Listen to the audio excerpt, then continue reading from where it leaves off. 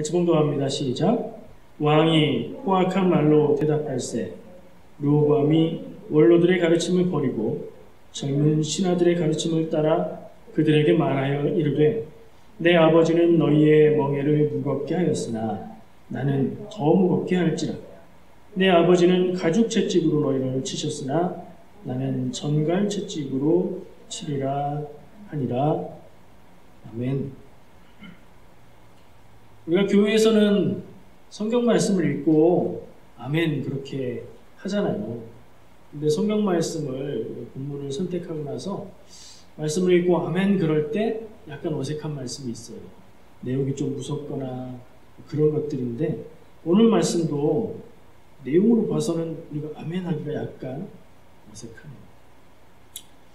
우리 다들 아는 이야기겠지만 한번 이야기로 생각을 열어봐 보겠습니다. 부자와 나귀 이야기. 다 아시죠? 제목만 들어서는 모를 수도 있어요. 부자가 아니라 부자. 어떻게 다른지 아시죠? 부자 그러면 rich 한 사람 얘기하는 거고 부자는 아버지와 아들이에요. 부자와 나귀. 등장인물은 아버지와 아들과 나귀. 다 아시는 내용일 텐데 이게 원래는 아랍 쪽에서 나온 이야기가 최초의 기록이 있다고 해요. 이솝 이야기로도 알려져 있고 한국 전래 동화라고도 책에 나와 있는데 아주 지혜에 관한 이야기라서 세계 공통의 이야기가 될 수 있을 것 같아요. 아버지와 아들이 시장에 나귀를 팔러 나가는 이야기예요. 그러니까 아버지와 아들이 나귀를 끌고 시장을 향해서 갑니다. 네, 그걸 길에서 본 사람들이 들으라고 이런 얘기를 합니다. 아니 나귀를 타고 가면 되지 왜 끌고 가나? 이렇게 얘기를 하는 겁니다. 아버지가 생각해보니까 그런 것 같아요. 팔고 나면은 나귀가 없겠지만 팔기 전에는 나귀를 탈 수 있으니까 편하게 타자. 아들을 먼저 태우자 하고 아들을 나귀에 태웠습니다. 그렇게 또 가는데 사람들이 또 뭐라고 해요? 뭐라고 하죠? 아니 저런 불효막심한 녀석을 봤나? 아버지는 걸어가고 아들은 나귀를 타고 편하게 가? 이런 얘기를 하죠. 그런 얘기를 들으니까 아버지가 또 그렇기도 하네. 아들이 욕먹는 것도 싫고 그래서 아들을 자 걸어라. 그리고 아버지가 나귀를 탔습니다. 그러고 가는데 또 사람들이 얘기합니다. 아니 나귀 두 명이 같이 타면 되지 뭐야 아버지만 타고 아들은 걸어가라고? 이런 얘기를 듣습니다. 그것도 맞는 것 같아요. 두 명도 탈 수 있으니까. 그래서 아들도 나귀에 태웠습니다. 자 이제 나귀와 아버지와 아들이 한 몸이 돼서 나귀는 두 배를 누르고 아버지와 아들은 편하게 가고 있는데 걸음이 점점 느려지는 겁니다. 나귀가 힘드니까요. 사람들이 그 모습을 보고 또 얘기합니다. 아이고 나귀가 불쌍하다. 나귀가 뭔 죄라고 저렇게 학대를 하나. 그래서 이번에는 또 아버지가 안 되겠다 내려라. 나귀를 좀 편하게 가자. 나귀를 발을 매가지고 나무에 걸어서 아버지와 아들이 힘겹게 메고 가기 시작했답니다. 이야 답답해지죠? 얘기를 듣다 보니까. 그렇게 가다가 개울가를 지나는데 그만 나귀가 가만히 있지 않고 발버둥을 쳐가지고 나귀가 물에 빠졌다. 이야기마다 조금 이 결말이 달라요. 나귀가 땅에 떨어져서 다쳤다. 물에 빠져서 죽었다. 물에 떠내려갔다. 뭐 어쨌든 결과는 똑같아요. 목적은 시장에 팔러 나가는 길이었는데 팔 수가 없게 되어서 돌아왔다. 그런 얘기예요. 여러분 읽으실 때 재밌게 듣는 수도 있지만 답답함이 느껴져 올 수도 있어요. 왜 그렇게 느낄까요? 이렇게 남들이 하는 얘기를 들으면 그대로 반응하는 사람을 뭐라고 해요? 무슨 귀라고 하죠? 팔랑귀다. 남들이 하는 얘기를 다 들어요. 고지것대로 다 듣고 얘기할 때마다 그 말을 따라요. 너무 가벼운 것 같아요. 줏대가 없고 주관이 없고 이랬다가 저랬다가 한 우물을 계속 파야 뭐가 파지죠. 여기 팠다 저기 팠다 하면 땅만 파지고 힘만 들 뿐이죠. 제가 이 얘기를 왜 했냐면 이 아버지와 아들과 나귀가 같이 가는데 어떻게 가느냐에 일에 대해서 사람들이 저마다 이런 얘기 저런 얘기를 해요. 그래서 그 얘기를 다 듣다가 엉망인 꼴이 돼버리고 마는 거예요. 이런 상황에 대한 책임이 누구에게 있을까요? 여러분들은 누가 이거 참 바보 같다 이런 생각이 드십니까? 나귀가요? 나귀는 주인이 시키는 대로 할 수밖에 없죠. 아들이요? 아들은 아버지가 하라는 대로 하는 거잖아요. 어른이고 가장이고 책임져야 되는 위치에 있는 사람은 분명히 아버지입니다. 아버지가 어떻게 하는 것이 제일 좋겠다 판단하고 그렇게 하고 아들이 이해를 못하면 아들을 납득시키고 그래야 될 일이죠. 책임에 대한 얘기를 하려고 이런 얘기를 해봤습니다. 자, 오늘 읽은 본문 말씀 다시 생각해 볼게요. 왕이 라는 말로 시작해요. 왕이 포악한 말로 대답했대요. 왕이 누군가에게 대답을 했습니다. 그런데 그 말이 친절한 말이 아니었어요. 거칠고 폭력적인 말로 대답을 했어요. 르호보암이 갑자기 르호보암이 나오는데 문장이 이상해요. 왕이 포악한 말로 대답할세 원로들의 가르침을 르호보암을 빼면 되게 자연스러운 문장인데 르호보암이를 집어넣은 것 같아요. 아니나 다를까 성경을 찾아보니까 이 부분이 추가된 말이에요. 그러니까 우리가 지금 사용하고 있는 개역 개정 성경의 번역인데 이 원래 이 이전에 썼던 성경은 뭐죠? 개역 한글판 어려운 말이 가득가득 들었던 그 성경은 없어요. 르호보암이 없어요. 왕이 포악한 말로 대답할세 원로들의 가르침을 이렇게 나가요. 이 문장의 주어는 누구예요? 왕이죠. 근데 이 왕이 누군지 모르니까 설명으로 르호보암의 이름을 추가로 넣은 거예요. 다른 한글 번역들을 다 봐도 다까지는 아니지만 공동 번역과 새 번역을 참고해 봤는데 이 13장 문장 안에 르호보암이라는 이름을 안 써요. 그래서 제가 누굽니까? 원전 히브리어까지 확인해 봤죠. 히브리어 성경에도 르호보암이라는 이름이 없어요. 왜 없을까요? 그 앞절에 이름이 나와요. 어떤 왕의 이야기인지가 있는데 이 개역 개정을 새로 번역을 하면서 이 13절에는 왕이 누구인지 이름이 없어서 모를 수도 있겠다 걱정을 하고 추가한 것 같아요. 왜 굳이 이 얘기를 하냐면 제가 매일매일 말씀 묵상을 공동번역 성경을 읽으면서 하고 있어요. 올해. 그래서 공동번역 성경을 봤을 때는 르호보암 이름이 없어서 자, 오늘 주일 말씀 나눌 때 이 왕의 이름은 누굴까요? 퀴즈로 시작해야 되겠다. 이렇게 생각했는데 원고를 쓰려고 개역개정 성경을 보니까 이름이 딱 나와 있는 거예요. 그래서 좀 찾아보게 됐습니다. 제가 말씀을 나누면서 성경 번역에 대한 얘기들을 가끔씩 합니다. 사실은 이 성경 말씀의 메시지를 전할 때 번역에 대한 것까지 우리가 생각하지 않아도 괜찮을 때가 더 많습니다. 근데 굳이 이야기하는 것은 우리가 읽는 성경은 번역된 성경이라는 것을 우리가 꼭 기억할 필요가 있다. 우리가 읽는 한글 성경을 절대적으로 생각하면 조금 엉뚱한 결론에 다다르게 될 수도 있다. 그런 걸 좀 얘기하고 싶어서 가끔씩 얘기합니다. 자, 이 왕은, 본문에 나온 왕은 르호보암 왕입니다. 이름은 나왔으니까 김이 샜어요. 어쩔 수 없어요. 퀴즈를 내볼게요. 다른 걸로 바꾸어서. 이 르호보암 왕은 어느 나라의 왕일까요? 자, 역대기하 말씀 10장에서 르호보암 왕의 이야기를 전하고 있어요. 14절까지 읽어보면 누군가에게 나는 내 아버지보다 더 강하게 할 거야 라고 대답하는 내용이에요. 그 아버지 누군가 우리가 좀 생각할 필요가 있고 어느 나라의 왕일까? 먼저 대답을 해보실까요? 아는 사람이 빨리 좀 얘기해주세요. 르호보암은 왕인데 어느 나라의 왕이에요? 힌트 드릴게요. 이스라엘이라고 생각나시는 분은 아니고요. 남북왕국으로 분열될 때의 상황이에요. 엄밀히 따지면 아직은 이스라엘 왕이겠네요. 이 상황 이후에 남북왕국이 분열되거든요. 이것도 답을 말해버렸네요. 어떤 나라라고요? 이 르호보암이 어느 나라 왕이라고요? 지금 마스크 안에서 얘기하고 계신 거죠. 르호보암은 이스라엘의 왕이에요. 이 르호보암 왕 때 이 일 다음부터 나라가 분열됐다. 남왕국은 이름이 뭐예요? 유다 왕국이죠. 북왕국은 이름이 뭐예요? 이스라엘 왕국으로 분열된 거예요. 말하자면 이스라엘 왕국이 전체 이스라엘에서 독립해 버리고 남은 지파가 이름을 따서 유다 왕국이 된 거예요. 대략 아시죠? 성경에 대한 지식이 있는 분들은 이 상황이 대략 어느 때구나 아실 거예요. 자, 또 하나 퀴즈를 내볼게요. 이거는 답 없어요. 내가 내 아버지보다 더 강하게 다스리겠다고 얘기했던 그 아버지, 르호보암의 아버지, 르호보암의 선대왕은 누구일까요? 굉장히 유명한 솔로몬입니다.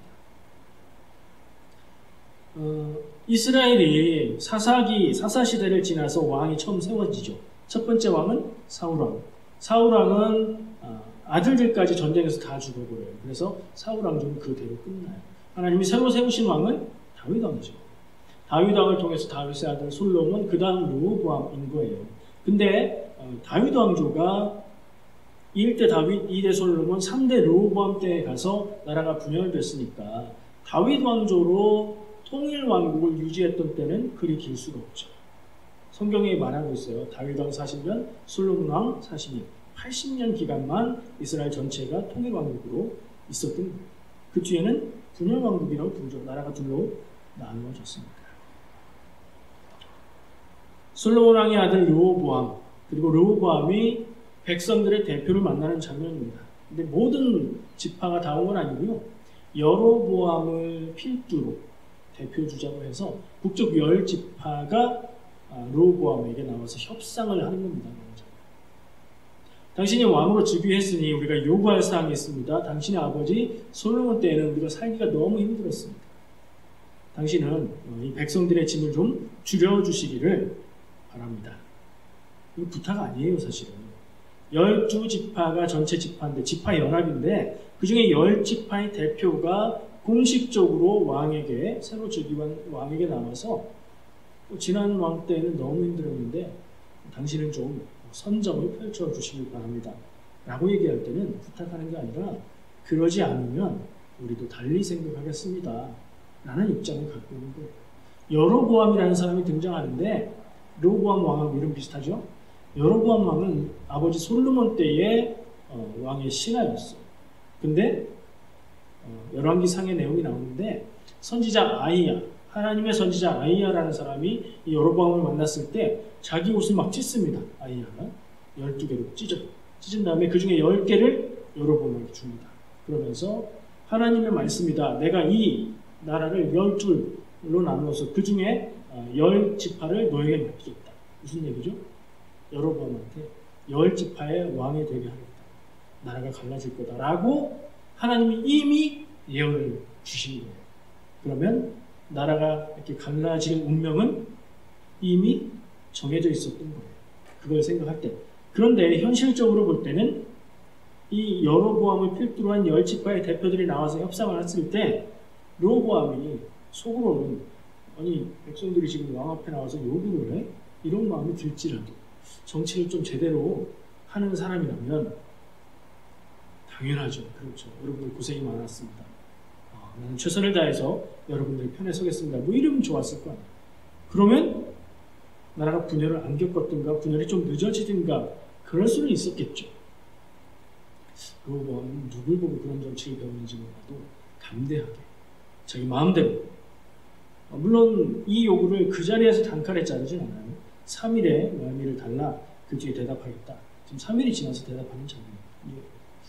3일이 지나서 아버지는 가죽 채찍으로 너희를 다스렸다면 나는 전갈 채찍으로 다스리겠다. 번역에 따라서는 이 전갈이라는 말을 쇠로 만든 철 채찍이라는 표현으로 번역하기도 합니다. 전갈이라고 읽어도 이거는 가죽보다 더 강하게 하겠다는 뜻인 거죠. 그런 얘기를 하는 거예요. 그런 얘기를 통해서 나라가 분열이 된 겁니다. 자, 이 분열의 책임은 누구에게 있을까? 여기까지만 듣고 나서 대답하라고 하면 누구나 아니, 르호보암이 바보 아닙니까? 왕이 무슨 정치를 이렇게 합니까? 왕이 판단을 못하네요. 이런 생각을 할 수 있어요. 거기에 대해서 답을 곰곰이 생각해 봤습니다. 정말로 르호보암이 100% 책임져야 되는 그런 상황입니다. 여러분도 한번 같이 질문해 보세요. 하나님의 백성 이스라엘 나라가 둘로 쪼개졌어요. 둘로 쪼개졌을 뿐 아니라 이스라엘의 미래를 보면 북쪽 이스라엘의 일들을 보면 유다도 그렇게 썩 좋은 상태는 아니었지만 이스라엘은 하나님에게서 더 멀리 떠나갔어요. 좋지 않은 일이에요. 그걸 볼 때는. 그런 일이 왜 일어났을까 질문을 해보면 첫 번째 답은 르호보암이 대답을 잘못했어. 이럴 수도 있어요. 왜냐하면 르호보암이 아까 얘기한 대로 3일의 말미를 달라고 하고 나서 한 일은 뭐냐면 아버지 때에 있었던 원로 신하들의 의견을 듣습니다. 노인들의 이야기를 들은 거죠. 그 사람들은 백성들의 요구를 들어주십시오라고 얘기를 했고요. 또 이제 한쪽 얘기만 들을 수 없으니까 젊은 신하들의 얘기를 듣습니다. 젊은 사람들은 또 강하게 얘기하셔야 됩니다. 초기의 왕권을 다져야 됩니다. 뭐 이런 얘기를 해요. 그래서 그 말에 힘을 입어서 그리고 자기 마음에 맞는 말이니까 그 말만 듣고 그렇게 한 겁니다. 그런 생각을 해볼 때 야, 이 르호보암이 잘못했다. 이런 생각을 상식적으로 할 수 있다는 말이죠. 근데 아까 제가 뭘 했어요?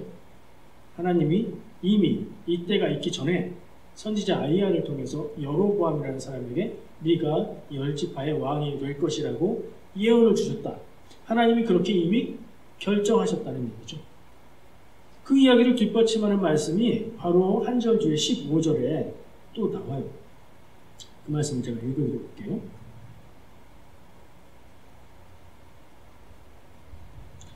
역대하 10장 15절 말씀인데요.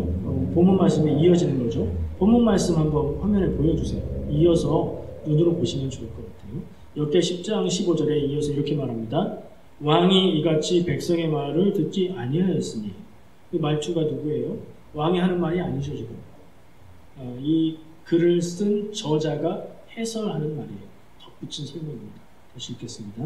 왕이 이같이 백성의 말을 듣지 아니하였으니 이 일은 하나님께로 말미암아 한 것이라.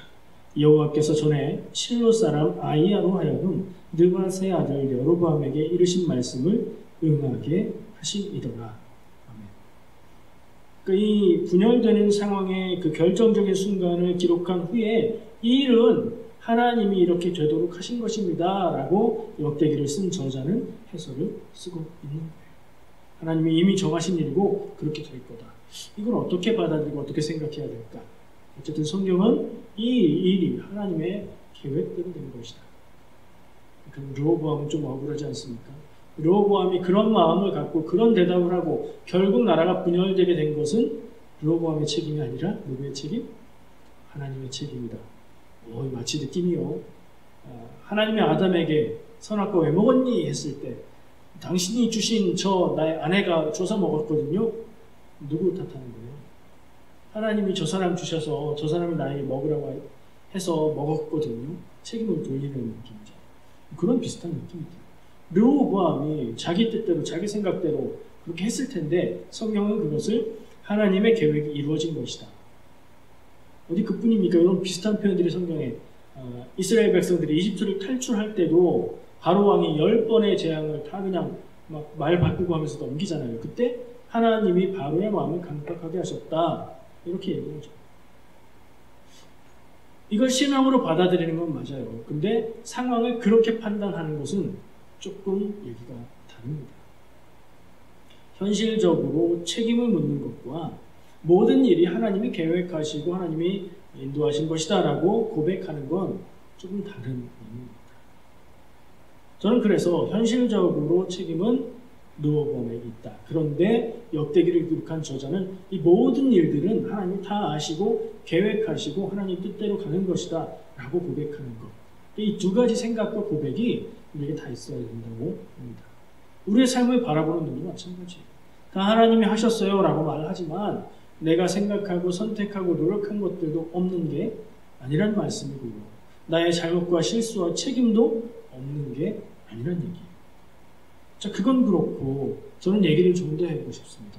정말로 이스라엘이 분열된 책임이 르호보암에게만 있는가?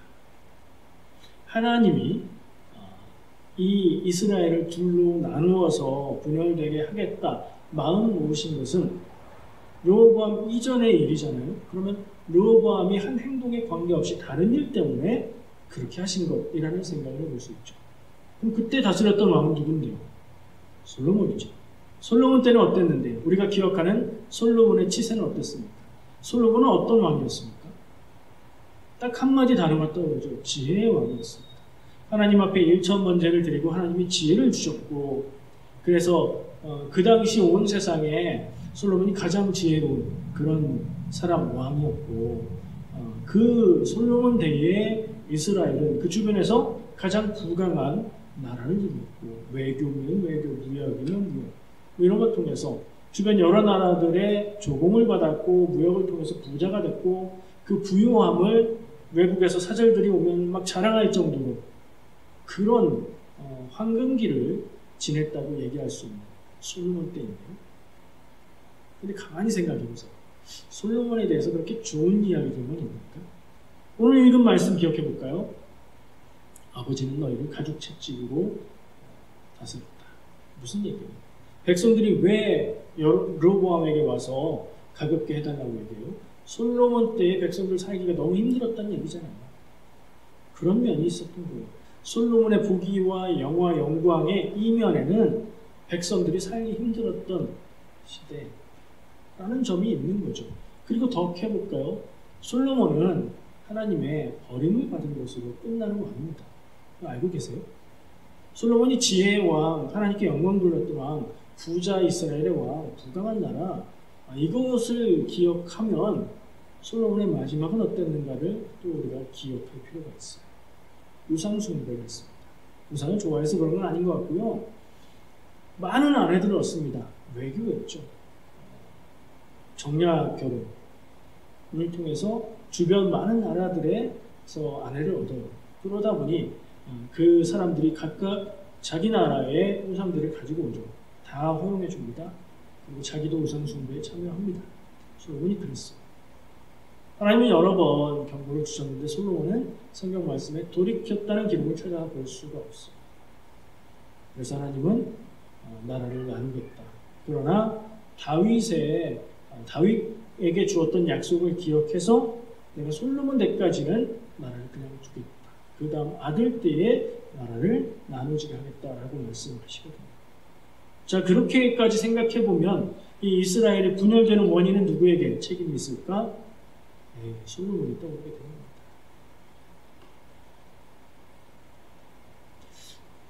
그걸 뒷받침하는 얘기들을 더 해볼까요? 저는 솔로몬 때에 나라가 부강했고 부자였고 솔로몬이 지혜로웠고 여러 면으로 대단했다는 얘기를 솔로몬이 잘해서 그랬을까? 하는 질문이 가져옵니다.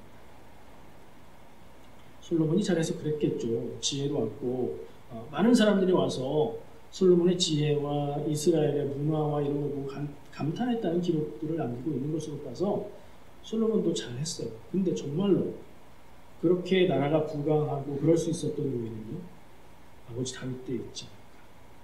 다윗은 어땠어요? 평생을 전쟁터에 살다가 노년에 좀 평화를 얻었죠. 무슨 뜻일까요? 이스라엘 주변에 있는 이민족들, 다른 나라들을 계속 싸워서 정복한 겁니다. 그래서 이스라엘의 위협이 되는 나라가 주변에 없었어요. 이집트는 멀리 있고 대제국이지만 이집트 외에는 또 다른 큰 나라들 빼고는 주변에 자잘한 나라들은 다 이스라엘에 복속시켜버린 게 솔로몬이 한 일이 아닙니다. 다윗이 한 일입니다. 그 생각을 해볼 때는 다윗의 노고로 인해서, 다윗의 수고로 인해서 이스라엘이 솔로몬 시기에 부흥기를 맞았다. 이렇게 볼 수 있는 거죠. 그게 타당한 겁니다. 어떤 시대에 좋은 일이 이루어졌다. 그러면 그게 전 시대의 수고로 이루어진 것을 우리가 기억할 필요가 있어요. 한국이 지금 여러 면에서 선진국이다, 부강한 나라다, 굉장히 발전했다 이런 얘기를 하는데 꼭 어디서 온 걸까요? 지금 젊은 세대들이 잘한 것도 있겠죠. 그러나 우리의 부모 세대들이 고생하고 희생하고 노력해온 기반 위에 우리가 쌓아나갈 수 있었던 거죠. 그거 기억해야 돼요. 무슨 얘기냐면 다윗의 수고로 솔로몬 때가 부요했고 부강했고, 그리고 솔로몬은 어땠는가 생각해보면 솔로몬 다음 때의 상황을 생각해보면 되겠죠. 솔로몬 다음 때 르호보암 때는 나라가 분열되고 이런 결과를 낳겠죠. 나라가 분열되는 것뿐 아니라 이스라엘과 유다의 역사는 분열된 이후에 신앙적으로는 계속 쇠퇴하는 길을 갑니다. 군사적으로 경제적으로는 부강했던 시대도 있어요. 근데 성경은 그런 부분을 크게 보지 않습니다. 신앙적인 부분을 봅니다. 계속해서 쇠퇴합니다. 다윗의 때에 비교해서 다윗과 같이 못했다라는 평가를 계속 그렇게 보면 솔로몬 이후의 시대는 계속 내리막길이 있다는 거죠. 그 책임이 솔로몬에게 적지 않다는 생각을 하는 겁니다. 다시 처음 질문으로 돌아옵니다. 이스라엘의 분열의 원인이 어디 있을까? 첫 번째 직접적인 원인은 르호보암의 실정. 백성들이 요구했는데 무시했어요. 그럼 독립해버리는 거죠. 근데 그 배경을 생각해 본다면 솔로몬의 책임이 더 크지 않을까. 저는 그렇게 생각합니다. 개인적으로 숫자로 얘기를 하면 저는 한 60% 책임은 솔로몬에게 있지 않나. 40은 르호보암. 이런 생각을 해봅니다. 르호보암은 도대체 누굴 보고 정치를 배워서 그렇게 했을까요? 배울 사람이 아버지밖에 더 있었겠어요? 솔로몬 때에 솔로몬이 나라를 통치하는 모습을 보고 나도 그렇게 하면 되겠다 생각했겠죠. 이게 르호보암 왕의 즉위 초기에 있는 일이니까 솔로몬의 영향이 막대했을 겁니다. 그렇게 생각해보면 초년의 솔로몬 왕의 정치는 지혜롭다 할 만했고 좋은 점들이 많이 있었지만 노년의 솔로몬의 정치는 잘못 배울 만큼 그렇게 썩 좋지는 않았겠구나 하는 짐작을 하게 만듭니다. 그런 면에서는 솔로몬의 책임이 작지 않아요.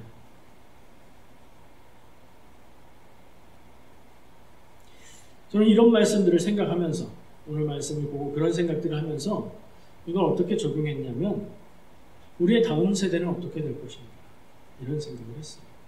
우리 상용이 준 우리 하루 저희 가정에도 자녀들이 있어요.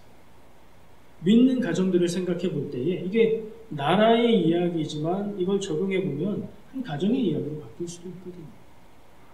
우리 자녀들을 생각해 보시죠. 여러분들은 우리 자녀들의 삶이 어떻기를 바라십니까? 아름답기를 바라시고 성공하기를 원하시고 평안하기를 바랍니다.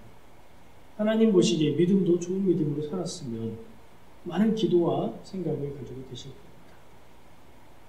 그 일은 어떻게 이루어질 수 있을까? 오늘 말씀을 어떻게 적용할 수 있을까요? 르호보암의 때는 솔로몬의 영향이 컸다. 솔로몬의 때는 다윗의 영향이 컸다.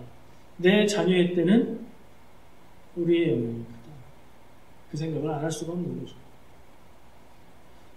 우리가 이민의 삶을 살고 있기 때문에 이민자로 살아가는 삶도 막대한 영향일 것이고 부모로서 세상을 살아가는 모습을 보고 배울 거기 때문에 우리가 살아가는 모습 따라서 자녀들이 살 거고 부모로서 신앙생활을 어떻게 하는지를 보고 배울 것이기 때문에 우리의 신앙의 상태가 자녀들에게 영향을 줄 겁니다. 무서워요. 저는 그런 생각을 하면 인생이 그냥 내가 하고 싶은 대로 내 마음대로 살 수 있는 거 아니구나. 당연한 얘기죠. 결혼하고 나면 내 인생이 나 혼자만의 인생이 아니에요. 남편은 아내와 자녀들의 인생을 같이 살아가는 거고 아내는 남편과 자녀들의 인생을 같이 살아가는 거고 부부는 자녀들의 인생에 막대한 영향을 미치면서 살아가는 거예요. 내 인생이 곧 다음 세대 자녀들의 인생인 거예요. 개인적으로 자녀들의 인생뿐일까요?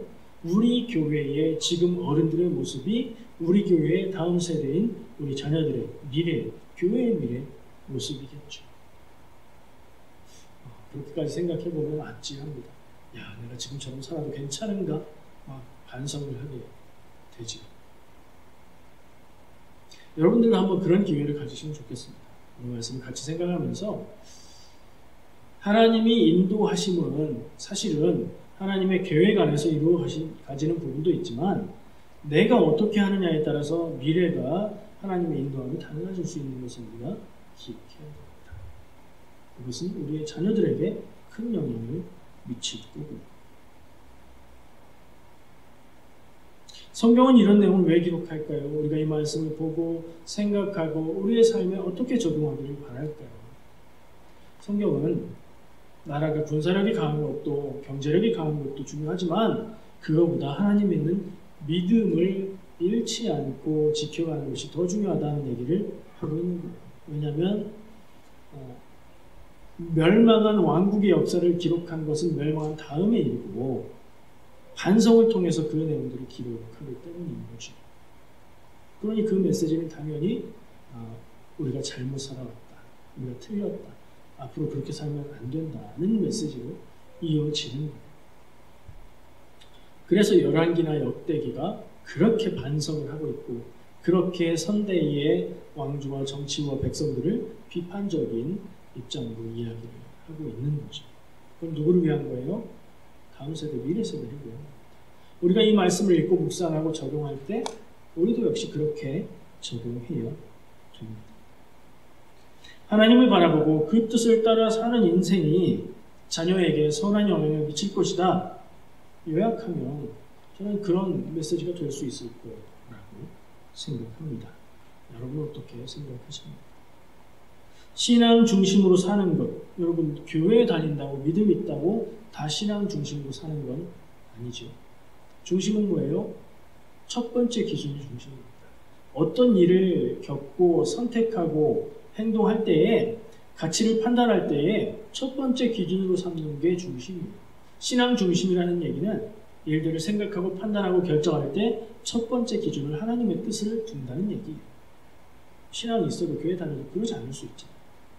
세상에서 평안함, 물질적인 이익, 또 뭐가 있을 수 있을까요? 그냥 세상에서의 행복한 삶, 평화로운 삶, 뭐 이런 것들을 생각하면서 신앙은 두 번째나 세 번째나 네 번째 이렇게 될 수도 있죠. 그렇다고 안 믿는 건 아니잖아요. 믿음이 연약한 것 뿐이죠. 그 부분을 저는 집중해서 생각해 보고 싶습니다. 성경의 말씀은 신앙 중심으로 살라는 얘기예요. 하나님의 뜻을 헤아려서 깨닫고 그것을 따라 사는 것을 삶의 가장 첫 번째 기준으로 놓고 살아라. 그게 복된 삶이다. 라고 말하고 있는 겁니다. 사람마다 생각은 다를 수 있어요. 저도 역시 성경을 읽고 예배하면서 말씀 전하는 입장에서 그 얘기를 하는 겁니다. 그러나 신앙의 중요성은 두 번째, 세 번째에 두는 사람에게 틀렸습니다. 그건 믿음이 아닙니다라고 말할 수는 없어요. 그것은 선택의 문제인 것 같습니다. 근데 변할 수 있다고 생각하고요. 저는 강하게 신앙 우선으로 첫 번째 하나님의 뜻, 그 기준으로 살아가시기를 말씀드리고 싶습니다. 그러면 어떻게 될까요? 제가 많이 하는 표현이에요. 하나님의 뜻을 깨닫고 그 뜻에 순종해서 사는 삶은 하나님의 뜻을 이루는 삶이 됩니다. 내 인생을 통해서 하나님의 뜻이 이루어진다. 그렇지 않고 하나님을 믿는 믿음은 있고 신앙을 가진 공동체에 속해서 살아가는데 첫 번째, 두 번째 다른 기준이 있고 하나님의 뜻은 세 번째 정도 된다면 그만큼의 하나님의 뜻에 가깝긴 하지만 조금 떨어진 삶을 살겠죠. 근데 이런 생각 해봅니다. 물질을, 그러니까 돈을 부자가 되는 것을 목적으로 산다고 다 부자가 되지는 않지요. 삶을 전적으로 부자가 되는데 투자한다고 해서 다 부자가 되지 않아요. 아주 극소수만 부자가 돼요. 그리고 그것을 위해서 희생해야 되는 게 되게 많아요. 양심도 버려야 되고 뭐 시간도 버려야 되고 가족들과 자녀들과 추억도 없고 그렇게 돼요. 그렇게 되고서 부자도 못 되는 인생이면 부유하게 되는 것에 목적을 둔 인생이 참 초라합니다. 행복한 인생이라고 조금 더 나은 기준을 가지고 살아도 마찬가지예요. 행복하게 살고자 노력하면서 살았는데 그것 때문에 불행해질 수도 있거든요. 그러면 신앙 중심으로 하나님 뜻대로 살려고 애쓰는 삶은 어떻게 될까? 그것도 저는 보장을 못합니다. 현실적으로는 말이죠. 믿음 중심으로 살려고 나는 애쓰는 마음은 분명히 있는데 그건 진실한데 내가 믿음에 하나님의 뜻을 온전히 깨닫지 못하고 내가 하나님의 뜻이라고 생각한 것이 사실은 내 뜻이었고 뭐 이래버려서 엉뚱한 길을 떠나갔다면 믿음 중심으로 살려고 해도 하나님의 일을 완전히 이룰 수 있다. 이거 보장 못합니다. 근데 그런 여러 가지 삶을 볼 때에 그래도 그 중에 난 게 무엇일까 묻는 겁니다. 그리고 하나님의 뜻을 따라서 살려고 애쓰는 인생을 하나님이 그 손을 잡으시고 도우시고 인도하시지 않겠는가 하는 얘기를 하는 거죠. 결국엔 하나님의 뜻을 구하고 순종하는 인생이 저는 최고의 인생이라고 생각합니다. 그렇게 사는 인생이 복받아서 부자가 된다, 건강하다, 형통하다 이런 얘기는 아니에요. 그러나 그럴 수도 있고 그렇지 않다고 하더라도 그 인생의 가치가 하나님 앞에서 최고의 가치의 인생이 됩니다. 사람으로서 세상을 살아갈 수 있는 최상의 인생이 될 것이다 라는 얘기를 하는 겁니다. 여러분은 어떤 인생 살기를 원하십니까? 내 인생을, 우리 가족의 인생을 꿈꾸며 살아가는데 그것이 내 자녀의 인생에도 큰 영향을 미친다는 것 우리가 꼭 기억하고 살아야 되겠습니다. 내가 입버릇처럼 말하는 그 말들은 내 자녀의 머릿속에 평생 기억에 남는 말이 될 것이에요. 그렇죠? 내 입버릇 가운데 주님 감사합니다, 하나님 뜻이 뭔가요? 뭐 이런 게 있나? 아니면 에이 세상 뭐 이래? 뭐 이런 불만 섞인 말이 있나? 그래 뭐해? 뭐 이런 허물을 이야기하는 말들이 또 있나? 이거 정말 생각해 볼 일인 거죠. 르호보암의 한 장면을 보면서 솔로몬 얘기도 해봤고 부모 세대가 자녀 세대에게 미치는 영향을 생각했습니다. 저는 우리 교회가 부모들의 믿음도 귀하고 아름답게 꽃피는 교회였으면 좋겠고 더불어서 자녀들의 믿음이 부모들의 믿음보다 훨씬 좀 청출어난 그런 교회가 됐으면 좋겠다는 꿈을 갖고 그런 기도를 늘 합니다. 여러분들도 그런 기도 마음에 품고 기도하시면 참 좋을 것 같습니다. 같이 기도하겠습니다. 하나님 은혜의 주님 감사합니다. 오늘 우리가 말씀을 함께 나누었습니다. 말씀을 통해서 우리의 삶을 비추어 봅니다. 여러 가지 생각을 하게 됩니다. 주여 우리 마음에 오늘 주신 그 마음 생각들 우리가 잊지 않고 우리 가슴에 새기게 하시고 우리 인생이 하나님을 향해 살아가는 인생 그리고 참으로 믿음으로 살아가는 것을 자녀들에게 물려줄 수 있는 인생 되게 하여 주시옵소서. 예수님의 이름으로 기도합니다. 아멘.